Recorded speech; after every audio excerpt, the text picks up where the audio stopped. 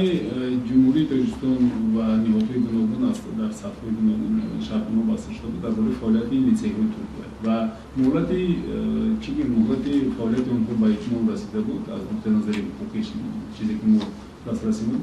Бинобар ин масъалаи қатъ шудани ҳамин вай ман дар инҷа сухан дар бораи қатъшавӣ дар бораи дар шакли дигар фаъолият кардани ин мактабҳо рафта истодааст ва байни вазорати маврид ба фикрам агар хато накунам якбор метавонед боз якбор муайян кунед ва ҳамон ширкатҳои шалола як қарордод баста шуда буд дар бораи тартиби қатъ кардани фаъолият дар зери ҳамин ниҳоди шалола.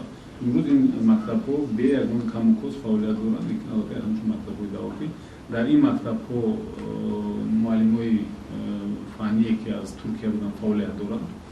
Ягон душворӣ нест. Ман фикр намекунам ки масъала рабт дорад ба Гулен ва ягон муроҷиат. Сухан фақат дар бораи муҳлати шартнома буд ва тартиби тамдиди омад. Яъне муроҷиат ба шумо? Не, муроҷиат набуд.